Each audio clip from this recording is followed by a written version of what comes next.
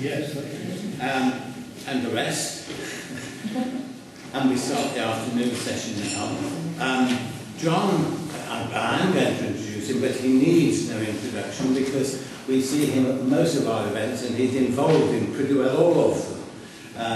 John has been wonderful, particularly in the last year or two, of providing us with talks and lectures and papers, in addition to his tasks of judging the annual essay prize and editing the George Eliot Review and all those other things that take forever. And unless you tell people about them, often go unrecognised, and do recognise and tell them the same for them. So this is our third paper of the day, and John will be talking about Europe and George Eliot, really, but he'll explain in detail what he's going to talk to us about, and then after that there'll be another break whilst we prepare for the short readings to end the afternoon.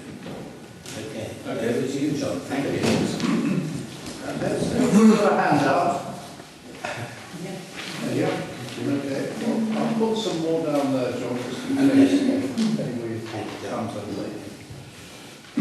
Now, our full title is Nations and Empires and the Representation of Germany in Daniel Deronda. So I am going to, in the end, focus on Germany and Germans primarily, which were a people, a country and a people that George Eliot was familiar with and really quite fond of from her early days of honeymoon happiness with George Louis in Weimar and Berlin in 1854 and 1855. And I'm also going to focus more on the historical context of the novel, the kind of background to the lives of Daniel and Gwendolen. So I won't have too much to say about the Gwendolen thing in particular, but a bit about Grandcourt. And the stories of those two lives are very precisely located historically. They're set in the 1860s primarily, flashbacks to earlier times of course as well, but basically the action of the novel is set in the 1860s. And in the 1860s we could say that nationalism was on the march in Europe. Now nationalism is hinted at and implied for the most part. It only comes into the foreground of the novel towards the end, when Daniel travels to Italy to meet his mother. And there, of course, in Italy, the nationalist cause has triumphed in the recent liberation and reunification of most of the country in what's called the Risorgimento. And the revitalizing effect of this political achievement seems to be on display in the attractive civic life of Genoa, which Deronda observes as he waits for a summons from his mother. I think it's a bit where we're told that the pleasures of the place were to be experienced, particularly in the evenings, when, quote, sowing all paths with happy social sounds, little tinklings of mule bells and whirring of thrummed strings, light footsteps and voices, if not leisurely, then with a hurry of pleasure in them. That's what's sort of going on these summer evenings in Genoa. So Genoa, warm, hospitable, and at ease with itself, seems to suggest a kind of civilized community or polity to which a revived English Jewish nationhood might aspire. Now, can you all hear? Yes. Nationalism, however, can take less appealing forms, and the references to empire in this novel indicate how nationalism can undergo a kind of hypertrophy and turn into the predatory drive to dominate other people and invade other lands, which we tend to call imperialism. So both the good kind of, attractive kind of nationalism, visible in Italy, and the less attractive kinds of nationalism are both present in Daniel Deronda. And there we witness George Eliot beginning to turn her critical, questioning gaze on the global role of our own country. And it really anticipates, I think, the novel, what she's to spell out in the modern chapter of Impressions of Theophrastus Such, her last work, a few years later than Daniel Deronda. And you remember that there she concludes, this is quotation one, she concludes from British history that we have been on the whole a prosperous people, rather continuing the plan of invading and spoiling other lands than being forced to bid for shelter in them. And she finds that, in contrast to the Jews, we do not call ourselves a dispersed and punished people.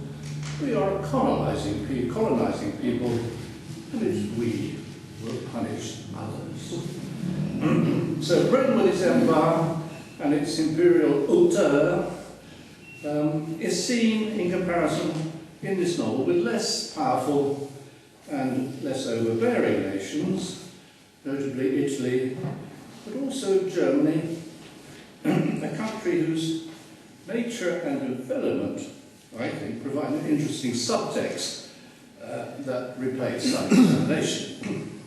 In chapter 48, we learn that Schleswig-Holstein and the policy of Bismarck are among the political and social developments of the 1860s that the biographer of Grand Court need not read up on, since that character took no notice of them in the languid indifference of his aristocratic life.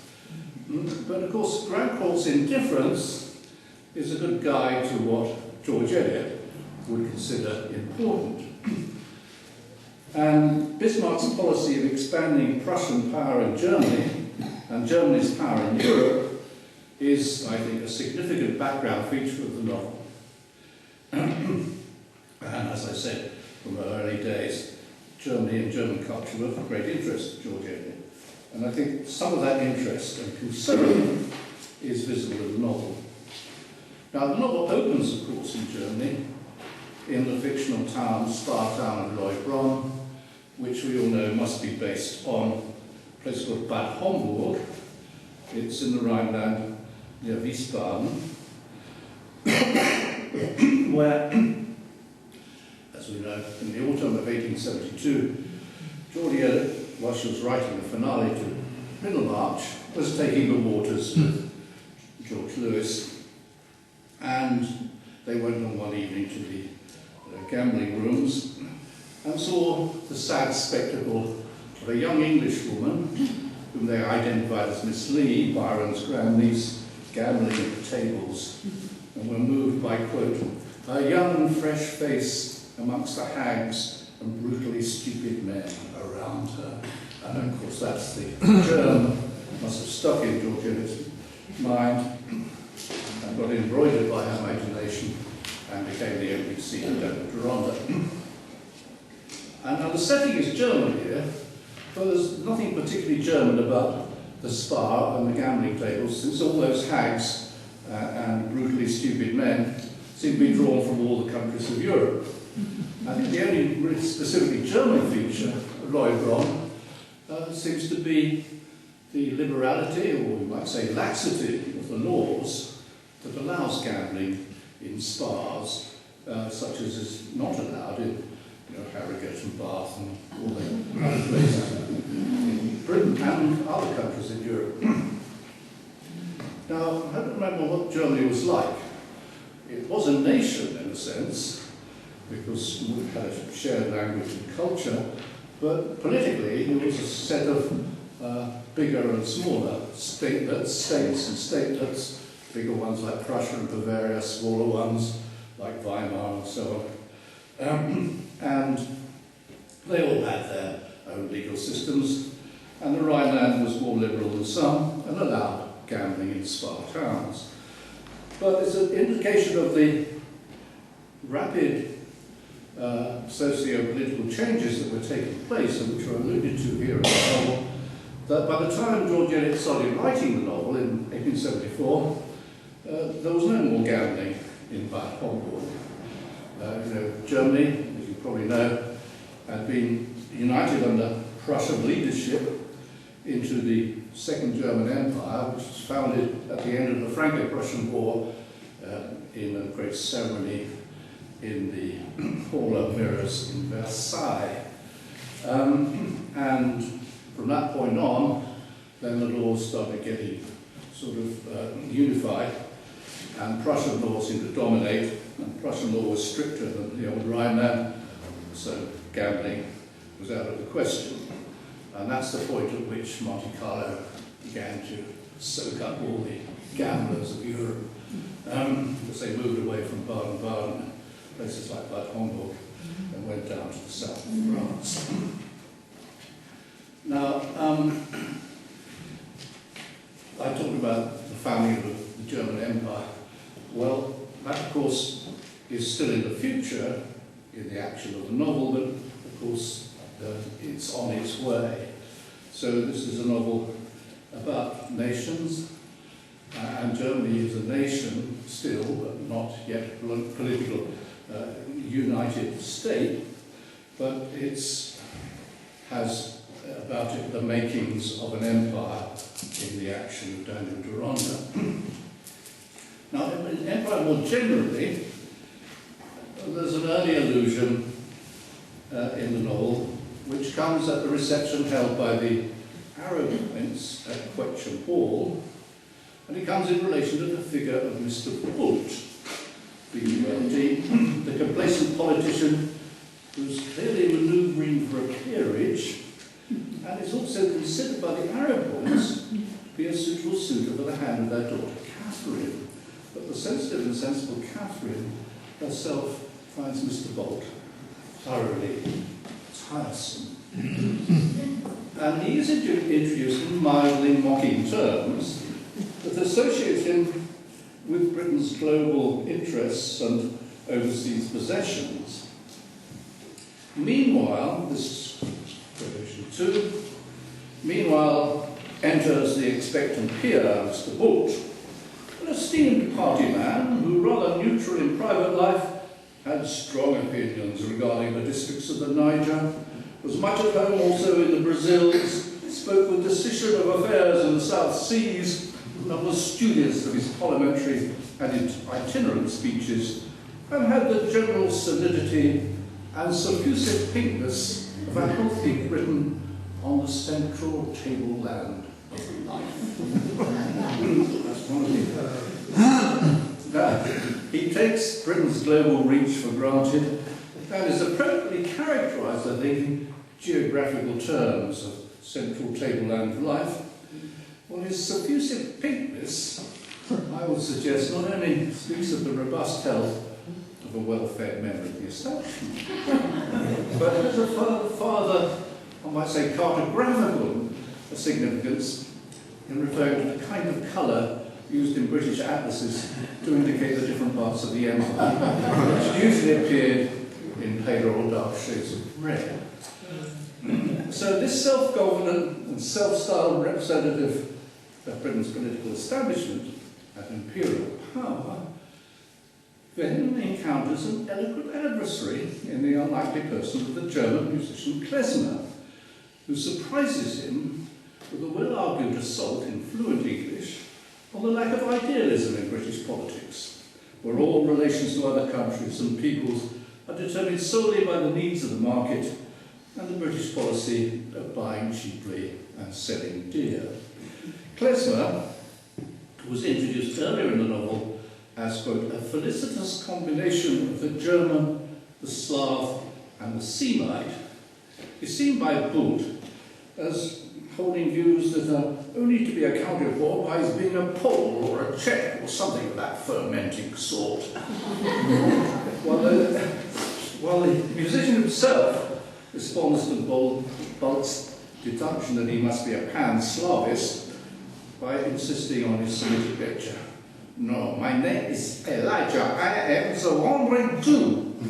But the third term in his tripart identity, not mentioned here, but clearly of central significance, is German. For as a talented musician and composer, who Catherine Arrow believes will one day rank with Schubert and Mendelssohn, Klezmer speaks as a representative of German musical culture and proclaims the superiority of culture to politics, commerce, and materialism in general. And I think in his person, the culture of Germany, which you remember in one of our essays, I think it's German wit, Heinrich Heine, George Eliot praises for having given us quite the divinest music in the world.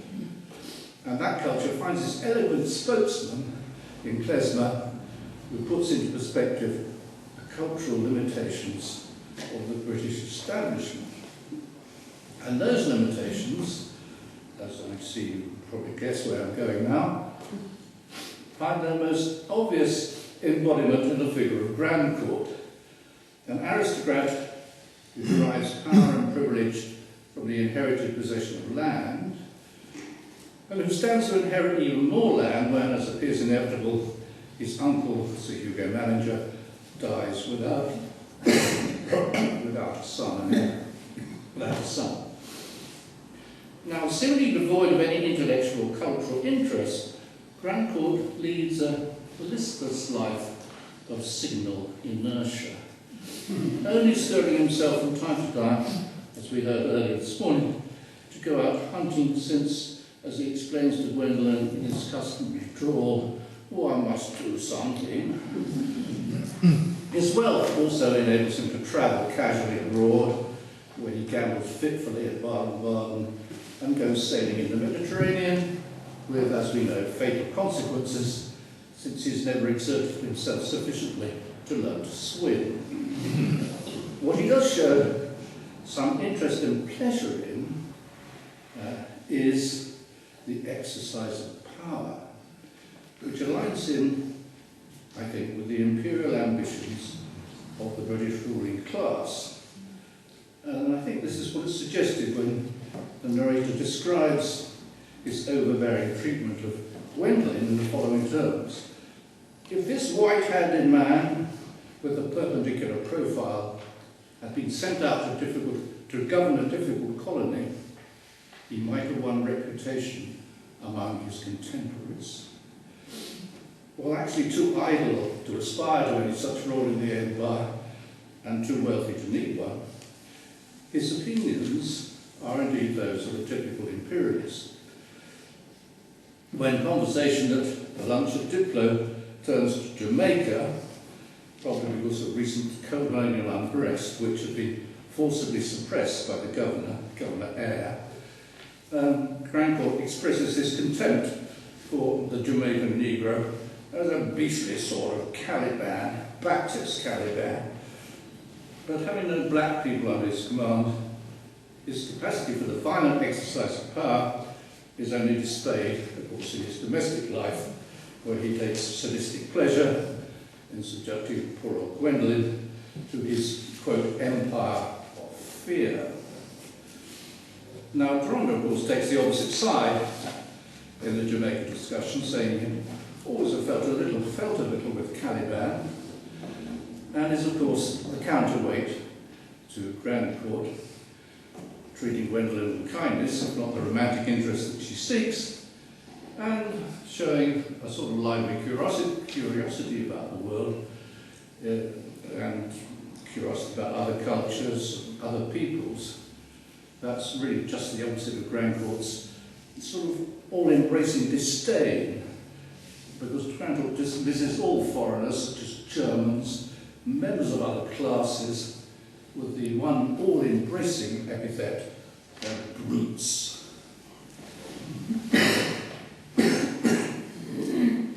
Now, in Genoa, where Deronda warms the beauty of the place and the attractions of Italian civic life, Grandcourt displays, of course, the disdainful arrogance of the British upper class at the height of its imperial power. But he does so in almost a kind of caricatured form when in that one will see when he emerges from the hotel with Gwendolen to go on the fatal boating trip. And it's a clever moment here because he's seen through the eyes of the local people. who have an Italian taste for aesthetic spectacle, and so for them the scene is, quote, as good as a theatrical representation for all beholders. And this is quotation 4. I think this is really great comic. This handsome, fair-skinned English couple, manifesting the usual eccentricity of their nation, both of them proud, pale and calm, without a smile on their faces, moving like creatures who were fulfilling a supernatural destiny. It was a thing to go out and see, a thing to paint. The husband's chest, back and arms showed very well in his close-fitting dress, and the wife was declared to be like a statue. So this haughty representative of an imperial power is actually, unknown to him, being cut down to size by spectators who assess him simply as a physical specimen of manhood.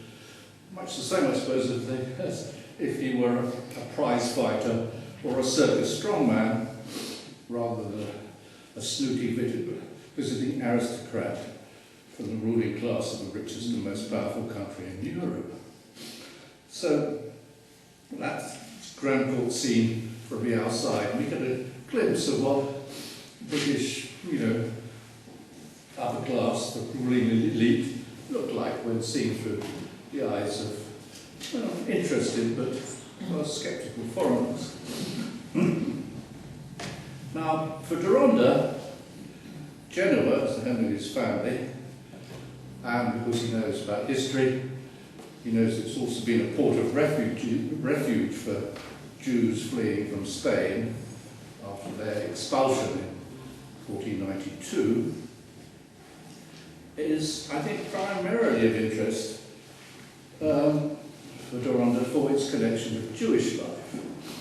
And I think the same holds true of Germany, though only after that initial experience, like Lloyd Bronn, where I don't think there was much Jewishness present, except for the ethnicity of the pawnbroker from whom he retrieved Gwendolyn's necklace. Now, his later visits to Frankfurt and Mainz are both bound, of course, with his growing interest in Judaism. And I suppose Germany is the appropriate place in Europe to pursue this interest because it's a very substantial Jewish population.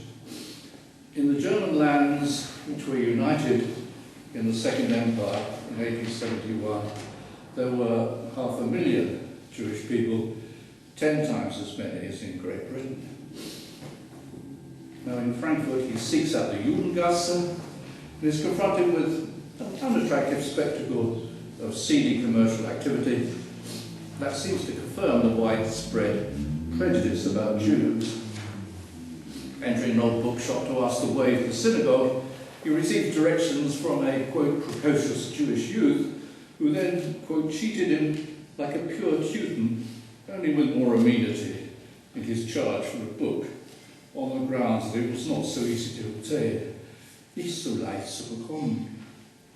The comparison to a pure Teuton, I think, is not much,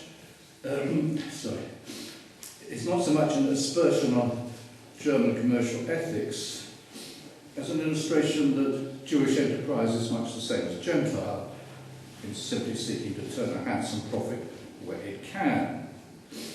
Now, this unsavoury experience of Jewish life then gives way to something altogether different when Deronda attends the service of the synagogue, and he's deeply moved by the chanting and the singing, quote, all were blent for him as one expression of a binding history, tragic and yet glorious.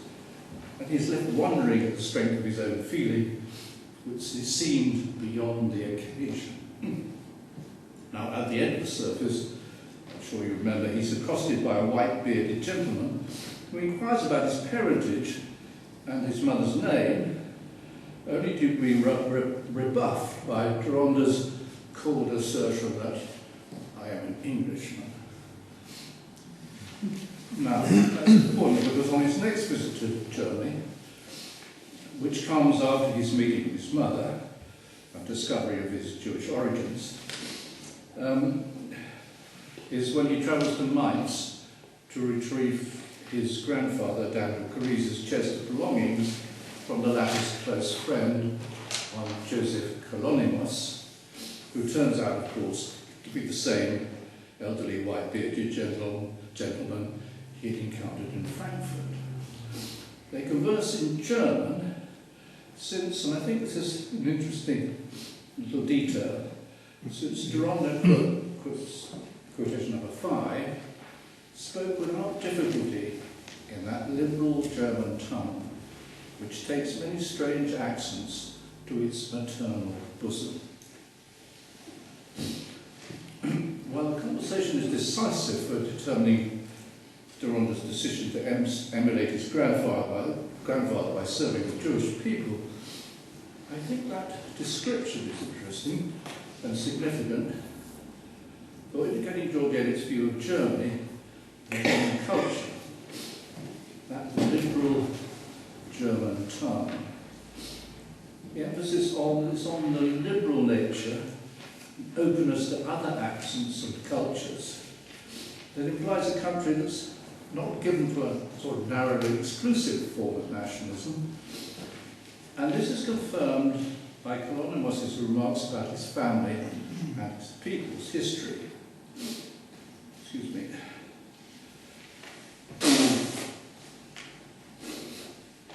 But my sons and their children dwell here in wealth and unity.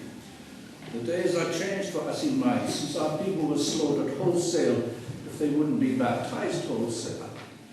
They are changed for us since Karl the Great fetched my ancestors from Italy to bring some tincture of knowledge to our rough German brethren. I and my contemporaries have had to fight for it too. Our youth fell on evil days. But this we have won. We increase our wealth in safety, and the learning of all Germany is fed and fattened by Jewish brains, though they keep not always their Jewish hearts. So the violent persecution of Jews seems now to lie safely in the past, and the Germany of Deronda's experience appears to be an attractively tolerant country with an open and inclusive culture. The culture that George Eliot had admired in Berlin in November 1854, when she saw Gottfried Lessing's famous play about religious tolerance, Nathan der Weise, Nathan the Wise, and admired the audience's response to Nathan's great speech on the subject of religious tolerance. Quote, "In England, the words which call down applause here would make the pit rise in horror." You know, so she's contrasting the liberality of a German audience compared with what the likely reactions of an English one.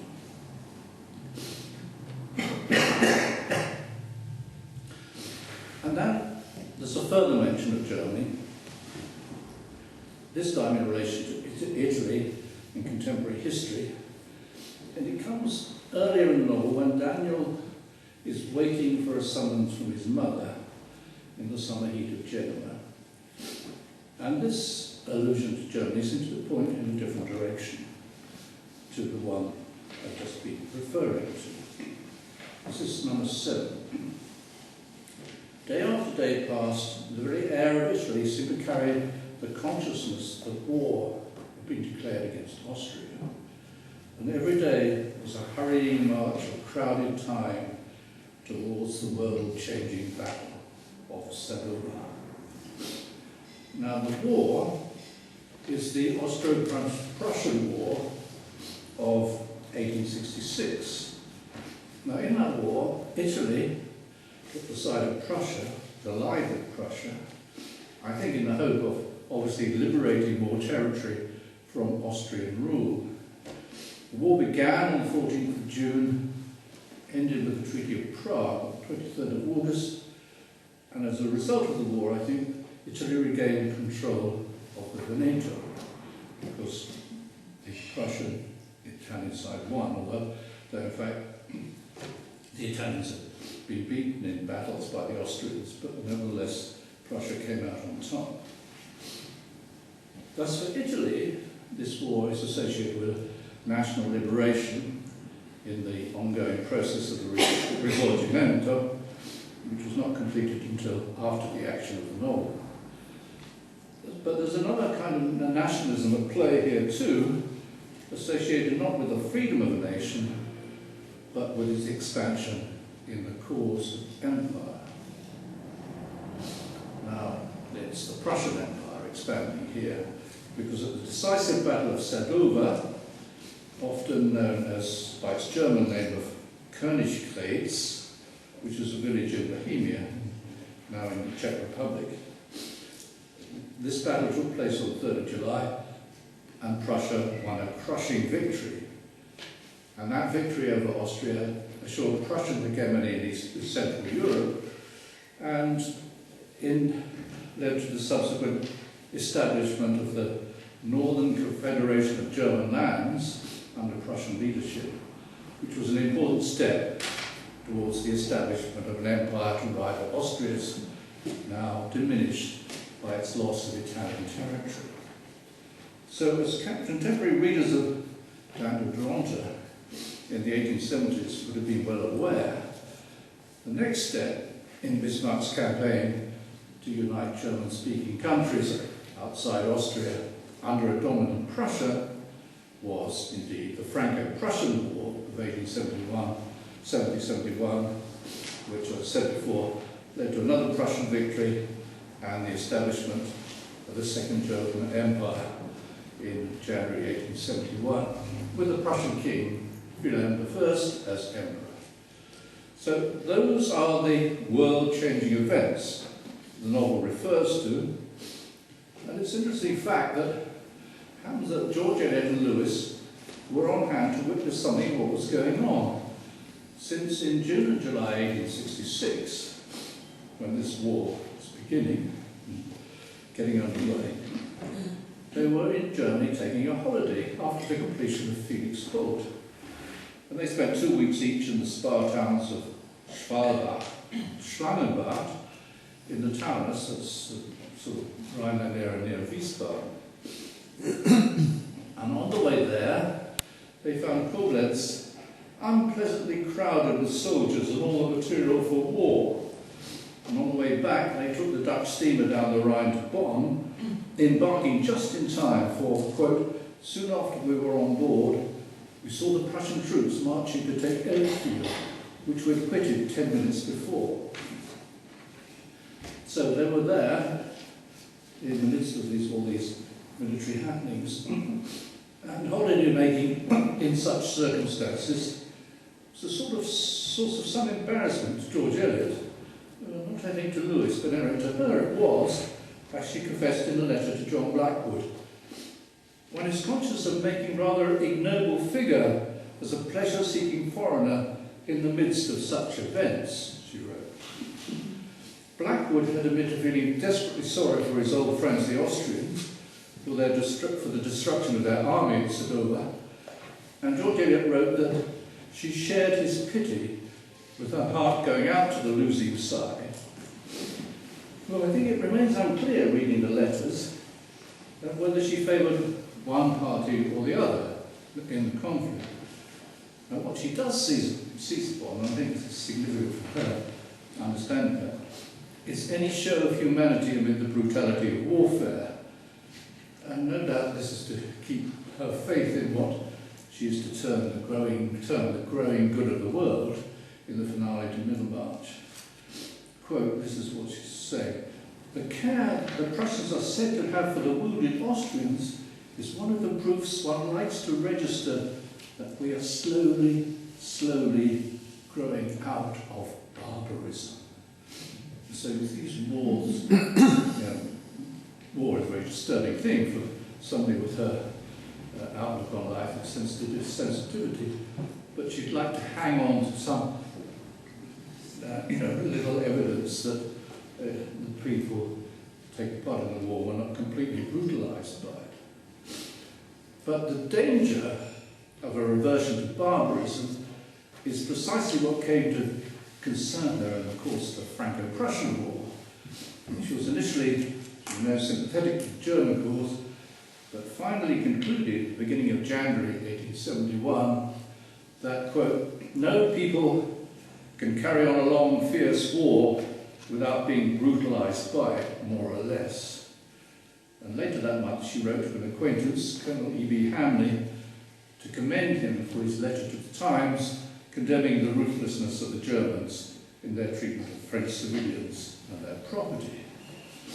She could see that Europe was entering what future historians would call, quote, the period of German ascendancy, unquote, but she was all too aware of the darker side of that ascendant Germany with its militarism and imperial ambitions. Now, I think in the novel, in Daniel Deronda, there's no explicit criticism of Bismarck's policy and the earlier stages of Germany's rise to power in the 1860s. But she does set against that development, which is mentioned in passing, the more attractive view of the country and its culture that emerges in Deronda's experience. That older Germany, which he first encountered, as I said earlier, in 1854-5 in Weimar and Berlin with Louis, was the land of Dichter und Denker, of poets and thinkers, with its music, its literature, its philosophy and science, and of course the foremost universities in Europe. Now it's to that Germany that Deronda seems to be drawn. Remember he had his early, quote, boyish love of universal history, which made him want to be at home in foreign countries and follow in imagination the travelling students of the Middle Ages. And he's true to that when he leaves Cambridge and goes off into Europe to attend other universities, probably German ones. And it leads him, obviously, as we find out, to learn German language, which later helps him pursue his German heritage. Now, it's interesting that when they came back from Hamburg in the autumn of '72, from that visit which inspired the opening scene of Deronda, George Eliot and Lewis travelled via Strasbourg and Paris, but soon fled from the noise and commercialism of the war-damaged French capital to the quiet Boulogne on the coast. And she explains to the letter to Mrs. Cross on the 27th of October 1872, we rushed away to this place, Boulogne, where we were trying to recover the sense of benefit from our change, which forsook us on quitting old Germany. We have an affinity for what the world calls dull places and always prosper best in them. So she seems to contrast old Germany there, where they were happy and at ease, and where they enjoyed their holidays, with implicitly, I suppose, a new, modern, aggressive Germany, which was just about to embark on a process of very rapid industrialisation, which may soon arrive to Britain in terms of industry and output. Now, the couple's last visit to the big cities of Germany and Austria, Berlin and Vienna, took place just before the Franco-Prussian War in the spring of 1870. And after the war, their visits to Germany were in fact confined to those small spas and villages in the south and west of the country, which might be called dull places, and where the life of the old Germany was still to be found. Their holidays in Germany had begun really in 1866 in that visit to Schwalbach and Schweinbach I mentioned. And they continued that in June and July 1868, principally in Peterstal in the Black Forest. And then they moved on to St. Mergen and made a few visits, spent a few days in the university town of Freiburg im Breisgau, where they consorted with writers and scientists and other academics. And this pattern continued after the war, with holidays in Bad Homburg, in the Taunus in 1872 and 73, and then on their last visit to Germany together in 1876, after the completion of Daniel Deronda, where they went back to the Black Forest, a place called St. Blasien. And of course it's to the Black Forest that George Eliot returned in the last year of her life, when she took her husband John Cross to the Spa of Wildbad to recover from his breakdown in Venice, where, as you know, he threw himself into the Grand Canal. So once again, the old Germany exercised its restorative power, and it brought him back to health, as other German spas had done in earlier years for George Eliot and Lewis. Now it's thus in line, I think, with his creator's own experience that Deronda should be restored to wholeness and his true identity while in Germany, when in conversation with Joseph Kolonos and speaking German, he escapes from an aimless, drifting experience and gives shape and purpose to his life by, as we know, embracing his Jewish heritage and committing himself to working for the nationhood of the Jewish people. And I think that can be seen as a positive form of nationalism, comparable to what is so attractively on display in Italy in the novel. And it stands in contrast to that other form of nationalism, the predatory urge for conquest and subjugation that marks European empires in the 19th century. And I think it's a mark of the deeply probing, intelligence at work in Daniel Deronda, that these two opposing views of nationhood and nationalism are made to interrogate each other. As Andrew Thompson has argued, that in Daniel Deronda, and Andrew Thompson in his book on George Eliot and Italy, argues that in Daniel Deronda, quote, the risorgimento and the unification of Italy stand as a critique of the aggressive militarism of contemporary Europe. And those conflicting forces can also be seen in a single country, I think, in the representation of Germany. Now, the country and its culture are only glimpsed on occasions in the novel, but I think those glimpses reveal the contradictory qualities that were in evidence in the 1860s, and clearly a matter of deep concern for George Eliot. And I think an early incident in the novel brings them suggestively together. And this is the one that I've put on the sheet, the last quotation, quotation 9. It's when, at the arrow points reception question again, Gwendolen sings, and having sung, she turns to Klesmer as she finishes and remarks rather ingratiatingly that he cannot like to hear poor amateur singing, to which his response is oddly disconcerting. His fluent English deserts him. He suddenly starts, quote, speaking in an odious German fashion with staccato ending, saying, "Not truly, but that makes nothing. That makes nothing. It is always acceptable to see you sing." In my note, he says, acceptable to see you sing, not to hear. Gwendolyn's a pretty young girl, creates an interesting aesthetic spectacle, but don't talk about the music. Gwendolyn colours deeply, and the sensitive and tactful Catherine Arrowpoint has to step in to smooth things over, explaining, "Imagine what difficulties I have to go through with this professor. He can hardly tolerate anything we English do in music." And of course, you know, these are a very positive character, as Bob was suggesting earlier this morning. Catherine Arrowpoint.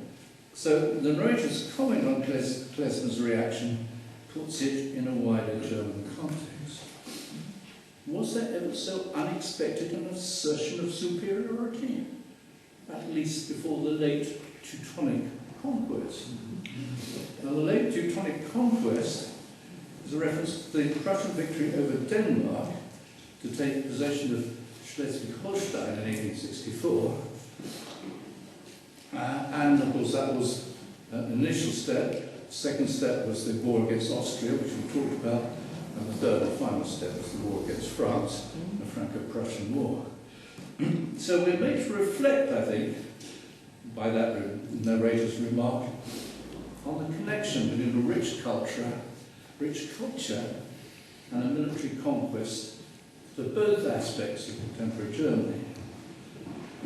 And although it comes across as unattractively arrogant, the superiority that Klezmer's disdain for inferior music reveals is genuine enough, since he's being true, I think, to the high standards of great art in a culture which, as I've said, quoting George Eliot, has given us some of the divinest poetry and quite the divinest music in the world.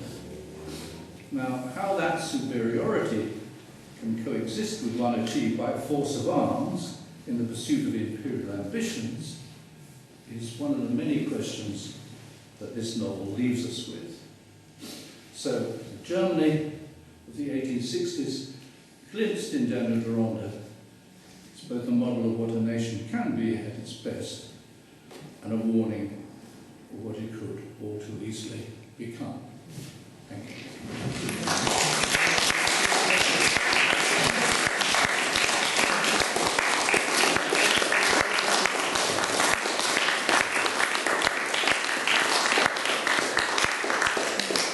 Thank you very much, John.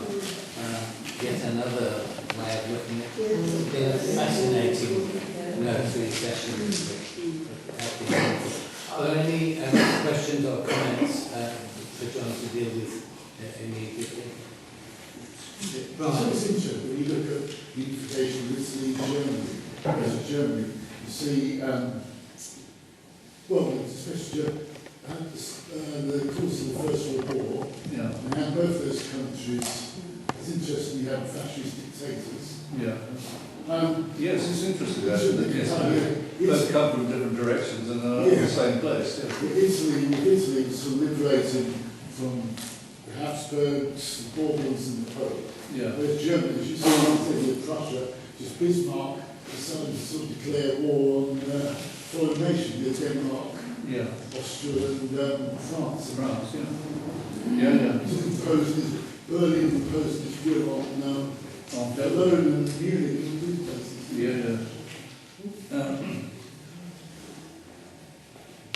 And I saw all that stuff about the liberality and the way that, British population has done well in Germany.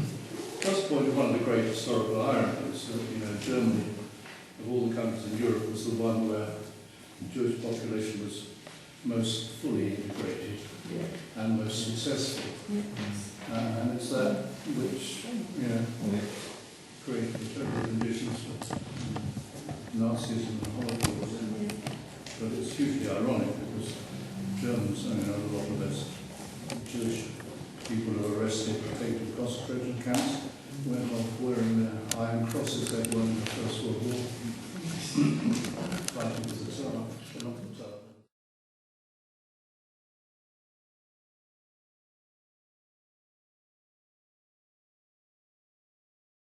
Venture, but there we are. Hopefully this will round off a fabulous day for us. It's only 15 to 20 minutes, which of course is merely the opening paragraph of the self-respecting George Eliot.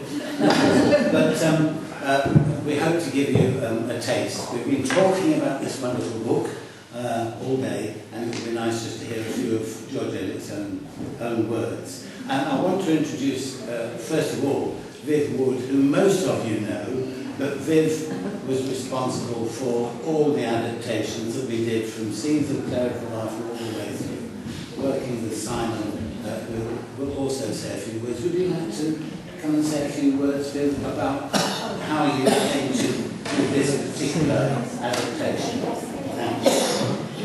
Yes, hello everybody. It's been an absolutely wonderful day. Thank you. There's and lovely to see you all. My friends, my family, my fellowship. Yeah, wonderful to be back. And then, how did this happen? All these eager faces. Gosh, and lovely young people too. Just like the old days. And that's where it all started. Long, long time ago, George Eliot Fellowship Council decided to commemorate the 150th year of publication of each of her novels. We managed most of them. Didn't manage Romola, but we went to Florence, didn't we, instead, some of us? We just, you know, so, but most of them, we did adaptations. And it started with the students of King Edward College, where I was a teacher at the time, and then after I left, and well, Simon also taught there, we worked alongside together for a few years, and then it's Simon's own theatre company, the independent, wonderful independent company, Southern Impulse, that is based here in Nuneaton. So that's, in a way, it's a tradition, isn't it? It's a tradition. So last autumn, I think the council, in their wisdom, must have thought, hey up, you know, 150th year of the publication of Daniel Deronda next year, and shall we ask Viv to do a script? Viv, by this time, is living 150 miles away in Somerset, but obviously was thrilled to be asked. I remember Joy phoning me up one day and, ooh, you know, and that was sort of the autumn, and then I thought about it over the Christmas particularly, and wrote it January, February of this year. A nice thing, a wonderful thing to do in a pretty miserable winter actually, wasn't it? So there I was beavering away. Wonder what you'll make of it. I'm sorry, but I've ditched the whole Jewish question. Sorry, concentrated all on dear old Gwendolyn. It was too much. It's a magnificent novel. And this morning's lecture has, well, just... Oh, I've got so much... I'm a bit disappointed. Let's be arguing. It's all right. That last quote as well. Oh, George Eliot. Yes, you know, put it all together. Why is it just Gwendolyn they talk about? So, but it's long anyway. It's big anyway, and Simon will comment on that in a minute. Also, I made a decision, again you may not like that, but there we go. I'm sorry, but I haven't started it in the gambling room. Why? I didn't even know at the time I was going to, but in the end did come in, and I just wanted Gwendolyn to burst onto the stage. I think she's so splendid, yes, so selfish, but, you know, capture the audience, that's my big thing, you know, as a teacher and working in the theatre. And I have to say, Claire Carlisle's latest book, Transcendence for Beginners, is absolutely wonderful. And it starts with a lot about Spinoza, heard about Spinoza earlier, and then she goes into George Eliot and Deronda, Daniel Deronda, and she has a theory that Gwendolyn is rather like Princess Diana. Yeah, you're one or two nodding and seeing it. And Carlyle said that her editor, approved the book. I mean, we all know her wonderful book, The Marriage Question, but this is the latest. And the editor said, could you take out the bits about Princess Diana? And no, she said, no, I really see them as both very attractive people who have got charisma, whatever you want to call it. They just, everybody's head is turned. Who is this magnificent creature? Think of the Uncle Gascoigne and, you know, how he wants that first-rate marriage for his splendid niece. And so, and she would liken it to Diana, and then you've got the fragility and the flaws, of both of them. And I hope I bring that out in the play, that it's not just about, an independent, very modern heroine, but it's about somebody who does deep down have a heart, does have a moral conscience. And he's all but broken by her, the knowledge she has and learns about Lydia Glacier. And she can't live with herself in many ways. And then along comes Daniel, who, as we've heard today, is the priest, the father confessor, and he teaches her the higher life. So although I don't go into the Jewish question or religion as such, I really bring in those memorable phrases of look out elsewhere for your fulfillment. Do you even like books, for example? Do you like music? Look for a higher spiritual life rather than your self-centred, selfish, sort of materialistic. So I'd like to think there is an uplift in the play.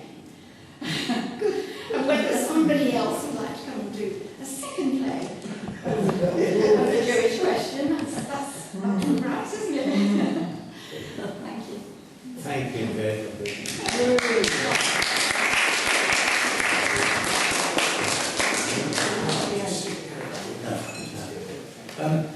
Simon, would you like to say a few words? Because you've been so instrumental in all this 15-year project, really, of doing adaptations. And if you could tell us who your two actors are as well, that would be... Yeah, certainly. Thank you. And thank you for allowing me to be involved again, because it is a huge project, really. And I don't think we've ever looked at it as a project for 15 years. We did it just like we did this thing. And it's been fabulous.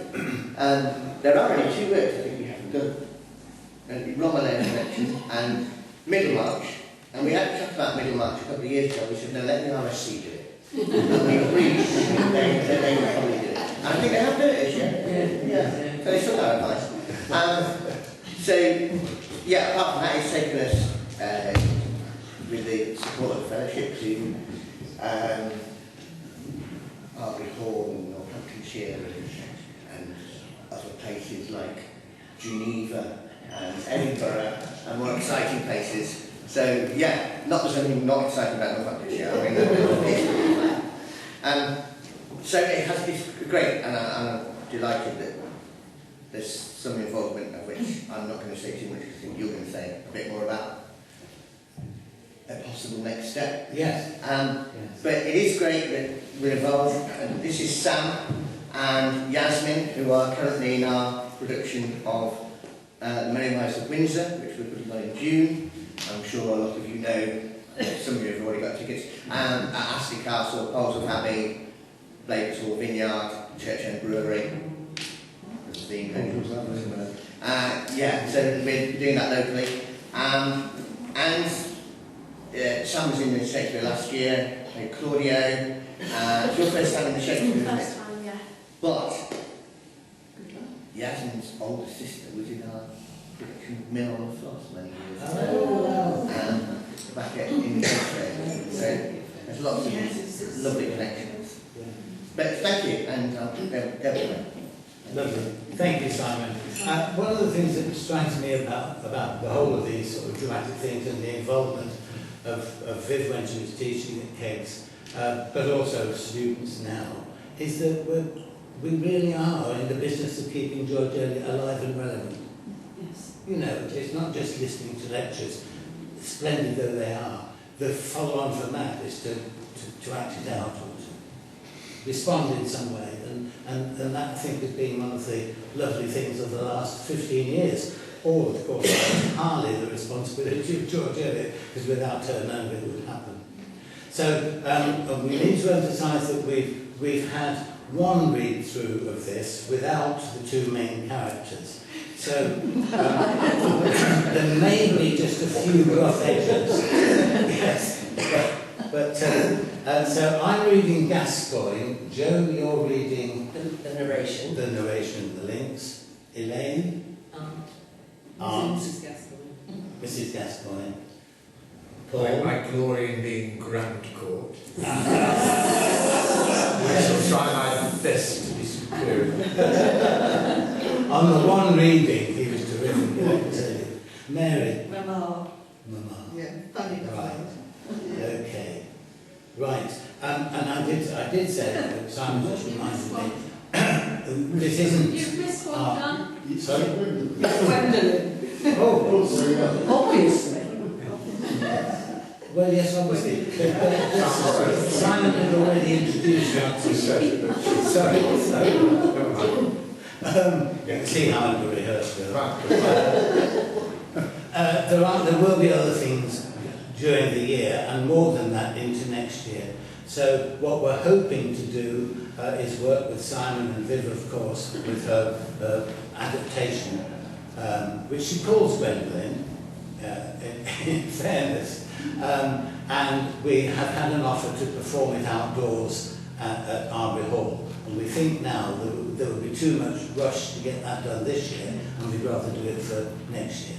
But all the rest of the programme for this year is dedicated to Daniel Deronda. You've all had, those of you who are members have all had emailed or posted versions of the newsletter. There were some spares down there. There will be another newsletter before the end of the summer, and that will fill in all the rest of the details. So it really is, and we started doing Daniel Deronda last year actually. John gave us an introductory lecture last year, so in terms of time we'll probably be devoting more time to Daniel Deronda than to any of the others.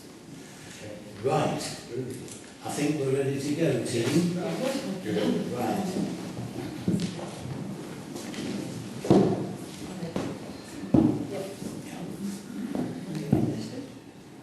Gwendolyn and her mother and sisters have just arrived at their new home at Offendene, keen to find out all they can from the Gascoignes about the area and its inhabitants. Is the society pleasant in this neighbourhood? There are the clergymen all about, you know, Mr Middleton and Mr Clintock, all from fine families, and the Quallens and the Arrowpoints and Lord Brackenshaw, and Sir Hugo Mallinger's place, where nobody is in residence at present. You could hardly be better placed. All the best people will call upon you. But you need give no expensive dinners. Of course, I have to spend a good deal in that way. It's a large item, but then I get my house for nothing. If I had to pay $300 a year for my house, I could not keep a table. My boys are too great a drain on me. You are better off than we are in proportion. There's no great drain on you now, after your house and carriage. I intend to have a horse and ride a great deal now. Gwendolyn desires, above all things, a horse to ride. A pretty light lady's horse. Do you think we can manage it? We could lend her the pony sometimes. That would be inconveniencing others, aunt, and would be no pleasure to me. I cannot endure ponies. Gwendolyn rides so well. She's had lessons. The riding master said she had so good a seat and hand, she might be trusted with any mount. There is the price of the horse, a good 60, and then his keep. Then think of how you have to clothe and educate your girls. Oh, Gwendolyn will save me so much by giving her sister lessons. That's good. My dear child has had no indulgences, no pleasures this past year, since my husband died and left me with debts. She really needs the exercise. She needs cheering. And if you were to see her on horseback, it is something splendid. Certainly, a fine woman never looks better than on horseback. It is what we could not afford for Anna. Leave it with me. Let me consult Lord Brackenshaw's head groom. Lord Brackenshaw, your landlord, you know, Fanny. Lady Brackenshaw will call upon you. And I've spoken for Gwendolyn to be a member of our archery club. The Brackenshaw Archery Club. The most select thing anywhere. That is, if she has no objection. I should like it of all things. There is nothing I enjoy more than taking aim and hitting. Anna, poor child, is too short-sighted for archery. But I consider myself a first-rate shot, and you shall practice with me. I must make you an accomplished archer before our great meeting in July. Thank you, Uncle. You're so kind. Thank you, Aunt. I look forward to seeing Anna. Goodbye. I thought you were almost too indulgent about the horse for Gwendolen. She ought not to claim so much more than your own daughter would think of, especially before we see how Fanny manages on her income. And you really have enough to do without taking all this trouble on yourself. My dear Nancy, one must look at things from every point of view. This girl is really worth some expense. You don't often see her equal. She ought to make a first-rate marriage, and I should not be doing my duty if I spared my trouble in helping her forward. You know yourself she has been under a disadvantage with such a stepfather and a second family keeping her always in the shade. I feel for the girl. And I should like your sister and her family now to have the benefit of your having married rather a better specimen of our kind than she did. Rather better? I should think so. However, it is for me to be grateful that you will take so much on your shoulders for the sake of my sister and her children. I'm sure I would not grudge anything to poor Fanny. But there is one thing I've been thinking of, though you have never mentioned it. What is that? The boys. I hope they will not be falling in love with Gwendolen. Oh, don't presuppose anything of the kind, my dear. Rex is at Oxford and Warham is going to India. It is the wiser plan to take it for granted that cousins will not fall in love. The boys will have nothing and Gwendolen will have nothing. They can't marry, and that's the end of it.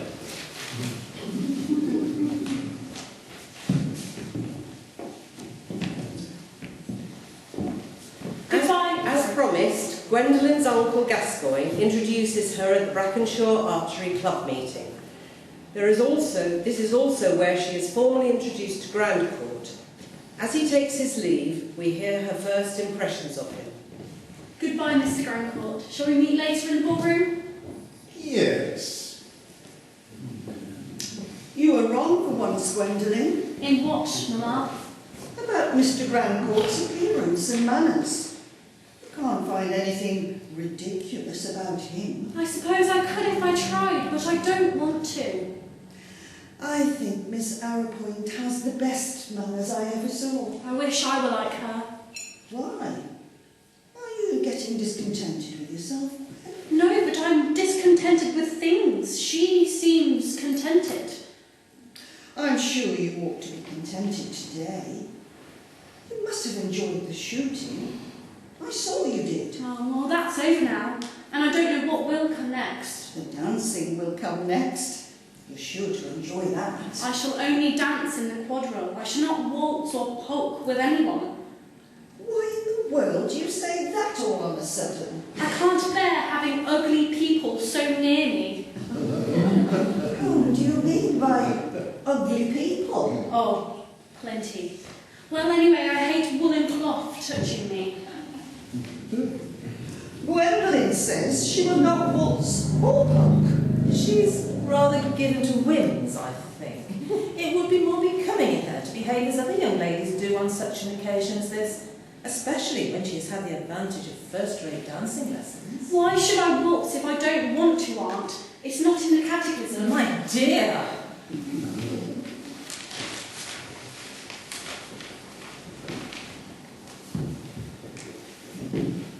May I ask if you are tired of dancing, Miss Hartnett? Not in the least. Will you do me the honour, the next, or another quadrille?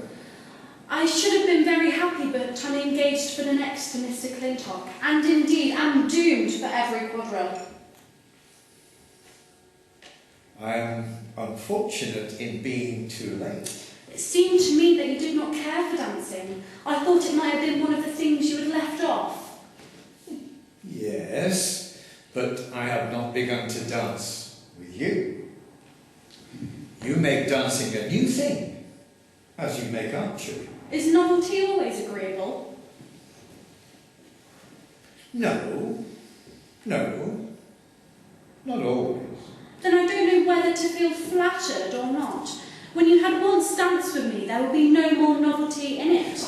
On the contrary, there would probably be much more. That is deep. I don't understand.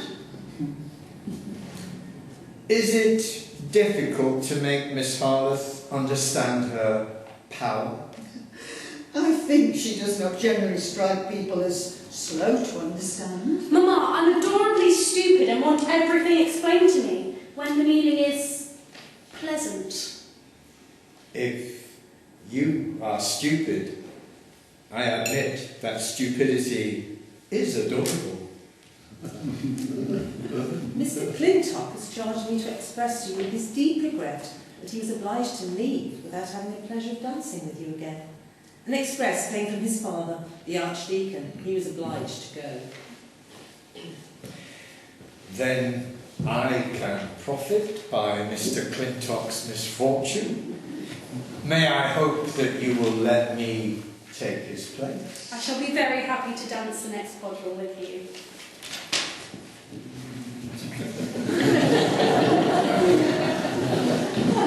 Let Mr. Brown bless the It seems inevitable that Grandcourt will propose to Gwendolen. However, she discovers something in him, or something about him, which makes her suddenly depart to join friends in Europe, giving rise to a great deal of gossip at home. Have you heard anything of Miss Harleth? Where is Miss Harleth? He was very careless of her in Cardell Chase. Did you hear she lost the rest of the party? I heard she walked back alone from the Whispering Stones. She left with her mamma very abruptly. Went off next morning to the Grand, guests of her old friends, the Langdons. Is it possible she has refused Mr. Grandcourt? Mrs. Davenant is so disappointed. Rector Gascoigne looks grim-faced. But I've heard Gascoigne doesn't think all is lost. The marriage just a little deferred. Mr. Grandcourt has not said a word. It won't worry Grandcourt. He'll like the chase. Perhaps she thought he would follow her. She's a piece of work. They deserve each other.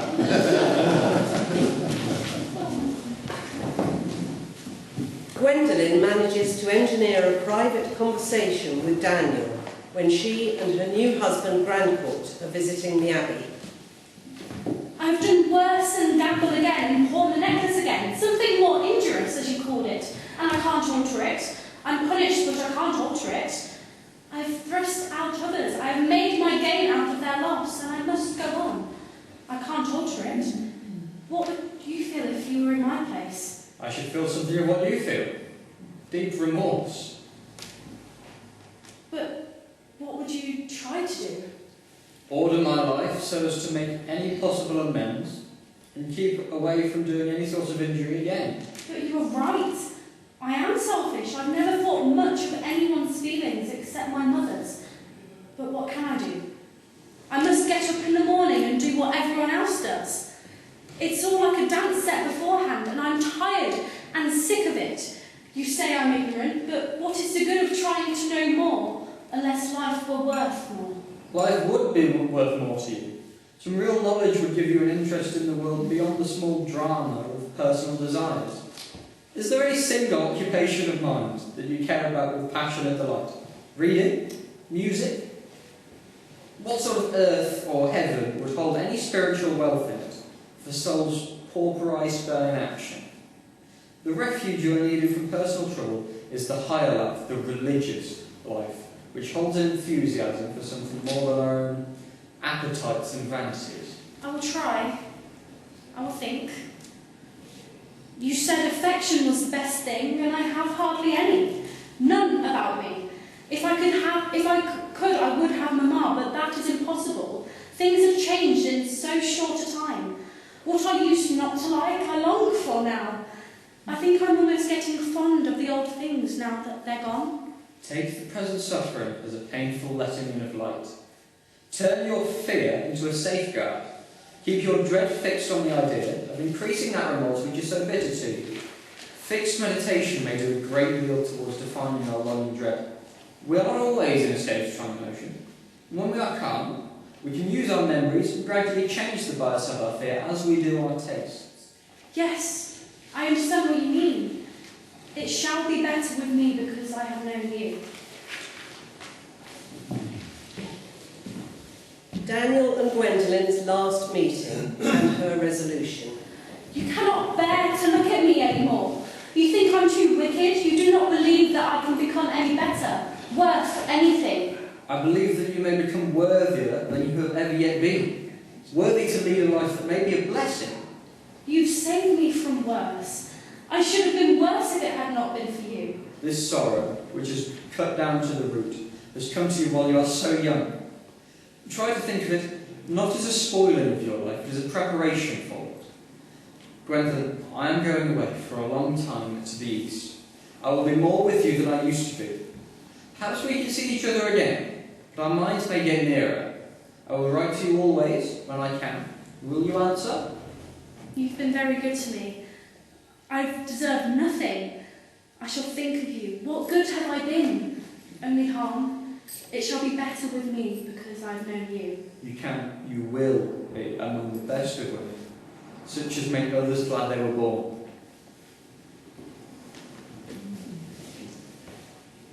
Gwendolyn, dearest, you look very pale.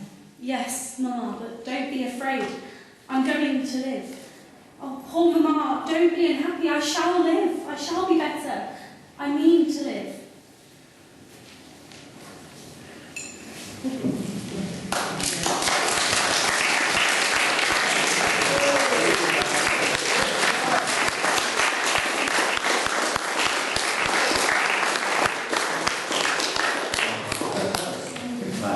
Thank you very much. We did say that we would find time for any additional questions or comments in the closing minutes. Is anybody burning with desire to say something? Margaret. It raises the question whether George Eliot should have written a sequel on what happened to Gwendolyn. Yes. It's the sequel. Other people wrote sequels. Yes. Yes.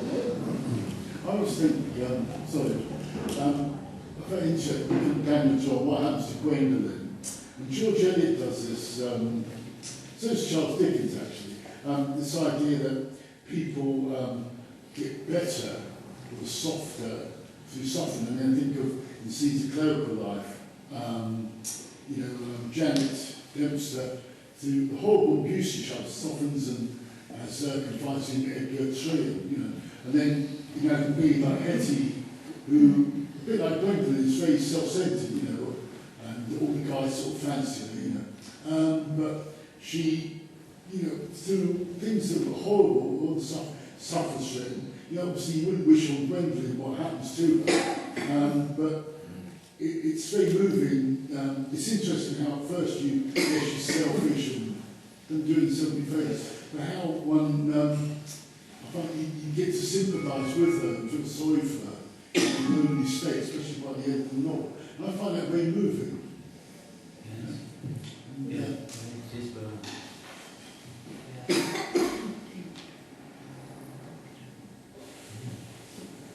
Have we stolen the audience? Sorry. Yes, it's okay. Yes. So to round up then, I think it's been a wonderful day. It's been thoroughly enjoyable. Thank you all for your time and commitment, and thank you particularly to our three speakers, to our visiting actors, to everybody who's been involved in any way. I should also mention my wife, who has done sterling work in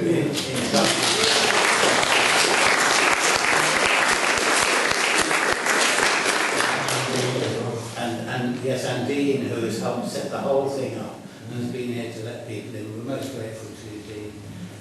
It's all these people often behind the scenes that make things run smoothly, don't they? But I think today has been really successful. It hasn't rained. It's been terrific. Keep your eyes on forthcoming newsletters, because I think there will be additional Daniel Deronda events added to the existing programme that you've already been told of. So thank you all very much. Have a safe journey home, wherever that might be.